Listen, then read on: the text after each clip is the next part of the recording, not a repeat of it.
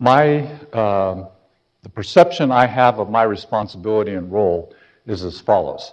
Recall that sort of the theme and organization of ICORES this year is to have sessions in methodology, and then application, and then, it's methodology, technology, and application. Okay? And the keynotes have sort of followed that same pattern so far. So my slot fills into the application slot. The first keynote, Professor Cardosa, if you recall, talked a lot about advancing a particular methodology in optimization theory, quadratic programming, as I recall.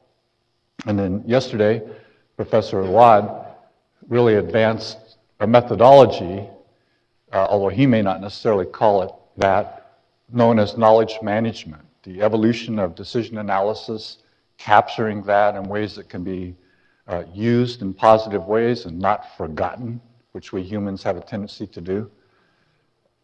So you have had some experience with a new methodology, technology, and so now what I would like to do is try to offer some thoughts on application.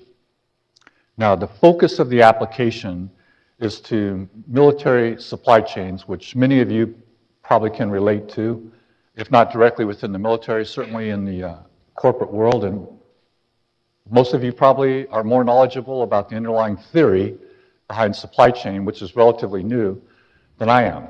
I didn't even hear of the term until 10 years ago when I got slammed into this project.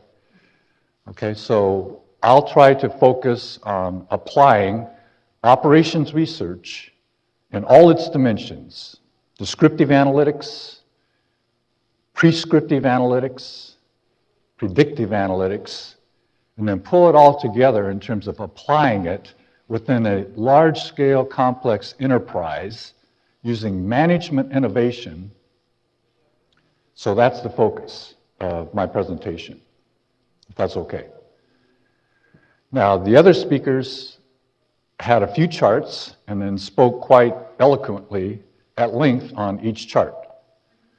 I have a lot of charts. I don't speak eloquently, but I probably won't say a whole lot about each chart because all of you know about stochastic processes, right? And there's this thing in stochastic processes that describes them as follows. You can have a countably infinite number of states in a stochastic process, right? Like a Markov chain. Well, think about that. How could